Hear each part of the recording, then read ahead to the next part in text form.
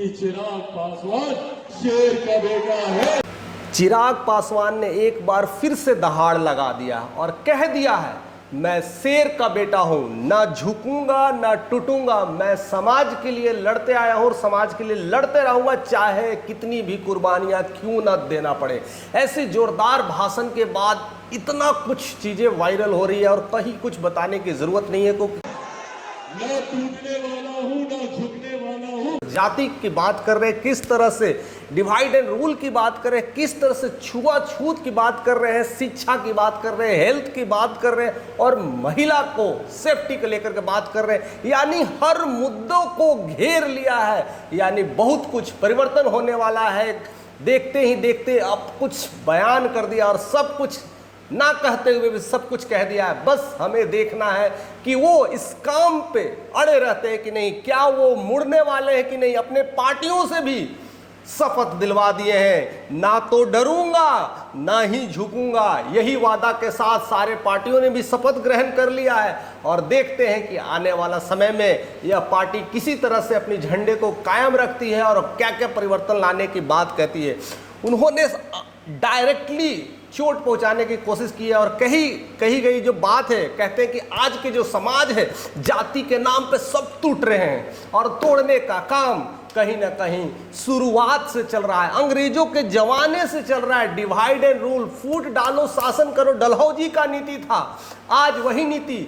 उसके बाद देश आजाद हो गया, कांग्रेस लेकर के आए, कांग्रेस के बाद से बहुत सारी पार्टियां भी लेकर के आई है, डायरेक्टली या इनडायरेक्टली वो बताने की कोशिश कर रहे, समझाने की कोशिश कर रहे हैं। लेकिन हम जनता है जो समझते नहीं है, एक बार समझने की जरूरत है। कहना क्या चाह रहे हैं कि ऐसे लोग हैं हमारे समाज में, ऐसे लोग बैठे हैं सेंटर में, ऐसे ऐसे देश विदेश में भी लोग बैठे हैं जो हम जैसे लोगों को जातियों के नाम पर डिवाइड एंड रूल की नीति अपना कर करके अपनी गद्दी को बचाए रखते हैं और कहीं ना कहीं अपनी शिरकत पर बने रहते हैं।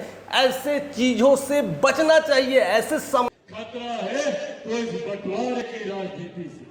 इसीलिए साथियों, बस दो चार लोग ऐसे बढ़ करके आगे बढ़ करके किस तरह से विकास करना, अगर विकास करना है तो समाज में एकजुट होने की जरूरत है, एक साथ मिल की जरूरत है। और जब हम मिलेंगे, एकजुट होंगे और एक समाज बनेगा, तभी जा कर करके हम विकास की बात कर सकते हैं। अदरवाइज ऐसे ही हमें तोड़ने की कोशिश किया जाएगा।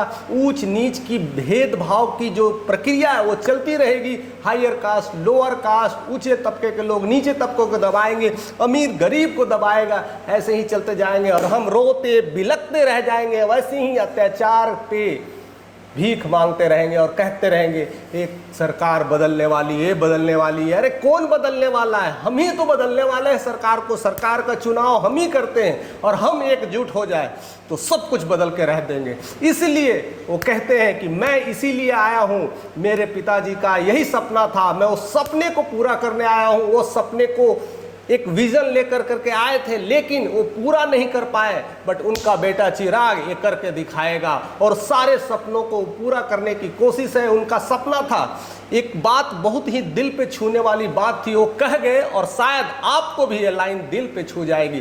कह रहे थे हमारा देश आजाद हुआ था, संसद में सारे मंत्री, सारे एक से एक नेता बैठते थे, पीएम सीएम जितने भी लोग हैं सब संसद में बैठते हैं। लेकिन संसद में देश आजाद होने के बाद भी संसद में भी हमारे संविधान को बनाने का काम किया। हम लोगों को हक, अधिकार, संवैधानिक अधिकार दिलाने का काम भी नहीं। और ये लोग बात करेंगे, ये लोग बात करेंगे दलितों को। यही फोटो गायब है। कैसे इन लोग हम अनुसूचित जाति और जनजातियों को बारे में सोचेंगे जिन्होंने बाबा अंबेडकर को ही भुला दिए। वो संविधान के सारे रचक जिन्होंने संविधान बनाया उन्हीं को गायब कर दिए, तो कैसे विकास कर सकते हैं? किस तरह से दलित का विकास कर सकते हैं? किस तरह से अनुसूचित जाति और जनजाति को लेके चल सकते हैं? इसलिए इस बार समझने के लिए हमें ज़रूरत है, हमें जानने की ज़रूरत है, अपने थोड़ी सी फ्लैशबैक में मेमोरी को उठाने की ज़रूरत है, क्योंकि वो बताने वाला कोई और नहीं, हम ही लोग बता पाएंगे। और हम ही लोग कह पाएंगे, क्योंकि और कोई कहने के लिए है ही नहीं। इसलिए हम याद कराने की कोशिश करते हैं और तमाम जितने भी लोग हैं, या तो यूपी हो, बिहार हो, झारखंड हो, स्पेशली पूरे भारतवासी भी ये जान ले कि बाबा भीमराव अंबेडकर की कितनी महत्वपूर्ण भूमिका रही है, और उनमें उनका फोटो तक नहीं। ये कैसा संविधान है, ये कैसा देश है हमारा। लेकिन वो कहते हैं मेरे पिता ने, रामविलास पासवान ने इसकी मुहिम छेड़ी और उनका तैल क्षेत्र भारत की संसद में लगाने का काम किया, वो हमारे नेता आदरणीय रामविलास पासवान। इतनी सारी बातें को लेकर करके ये विचार किया जा रहा है, लेकिन आज भी दलितों को दबाया जा रहा है, आज भी अनुसूचित जनजातियों को लेकर करके नीचे तबके के लोग को दबाया जा रहा है। आज भी लोग झारखंड में देखो तो जो जनजाति है, खास करके जो जंगलों में रहते हैं, उन लोगों को देखो दूसरे तरह से लोग देखते हैं, या तो दबा के देते हैं, एक मजदूर की तरह काम करवाते हैं। ऐसी मानसिकता बनी गई है। तो हमें देखना है, यह समीकरण को पलटना होगा और हमें एकजुट होना पड़ेगा, चाहे वो किसी भी तबके का हो। अगर विकास चाहते हैं तो हमें जोड़ना पड़ेगा। ये कैसी राजनीति है, कैसी शिक्षा है, जो शिक्षा के नाम पे केवल बस शिक्षा ही है। उस शिक्षा का लेकर के क्या करना, शिक्षा में बहुत बड़ा चेंज लाने की जरूरत है, बहुत बड़ा डायनेमिक्स को चेंज करने की जरूरत है। आज हेल्थ को लेकर भी कितनी बड़ी प्रॉब्लम्स है, कितने भी प्रॉब्लम्स हो रहे हैं हेल्थ को लेकर के। गांव-गांव में सही में अस्पताल नहीं है, स्वास्थ्य केंद्र नहीं है, लोग शहर की तरफ भाग रहे हैं, बच्चे बूढ़े कहाँ लेकर जाए, सब बाहर जा रहे हैं, और रास्ते में क्या क्या चीजें अनहोनियां घट जा रही है। इसको लेकर करके सरकार को घेरा और बताने की कोशिश की गई है। ऐसी कोई भी पक्षपात हो रही है, ऐसी कोई भी विवाद हो रही है, उसको लेकर के हमें मुद्दा उठाना चाहिए। और मैं इसलिए इस जगह आया हूं, इसलिए समाज में रहूंगा, इस तरह से आप लोगों के बीच में रहूंगा। ये सिर्फ चिराग, एक चिराग नहीं है, ये सारे लोग चिराग ही है। इस चिराग अगर सारे लोग ने जला लिया तो दूर नहीं, वो दिन दूर नहीं, वो शिक्षा में बदलाव आएगा, वो हेल्थ में बदलाव आएगा, और महिला सशक्तिकरण की बात होगी।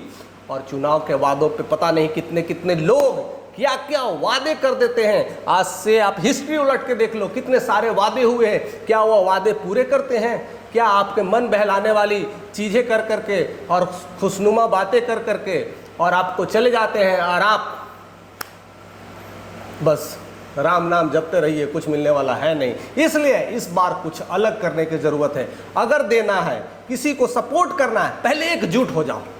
पूरे बिहार या झारखंड या यूपी, कोई कहीं का लोग हो, अगर पूरी एकजुट हो जाए, अगर देना तो इस पार्टी को इस बार देना, नहीं देगा तो उसको गिरा कर दूसरे पार्टी को देना है, सरकार डरने लगेगी, आपकी सारी मुरीदें पूरी होने लगी। इस बार एकजुट होने की जरूरत है। और चिराग पासवान ने साथ साथ ये भी कहते हैं जरूरत पड़े तो इस मंत्री पद को भी मैं लात, एक मिनट नहीं सोचा था मंत्री पद को लात मारने से पहले, अगर मुझे दिया जाएगा तो चिराग हमेशा खड़ा रहेगा।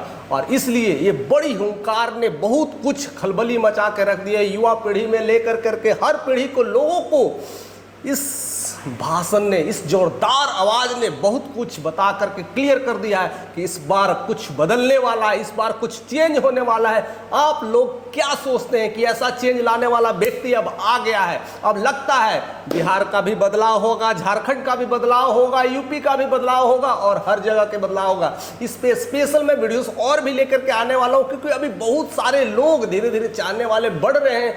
अब वो चाहत कहीं ना कहीं और बदल के रख देगी। इन सब तमाम चीज़ों को लेकर के हम और भी बड़ी अच्छी अच्छी वीडियोस बना करके आपके सामने लाने की कोशिश करेंगे। क्या सच्चाई है, जो बातें आज कह रहे हैं कल वो पलट जाएंगे कि नहीं, ये सारी बातें रहेगी। और कल भी मैं इस मुद्दे को बार में भी उठाऊंगा कि वो जीतने के बाद किस तरह से एक्शन में लेते हैं, जो कहते हैं वो करते हैं कि नहीं, कि केवल बस उनका भी यह दिखावा है, इनका भी यह मोह माया है, इनका भी ऐसा ही जाल है।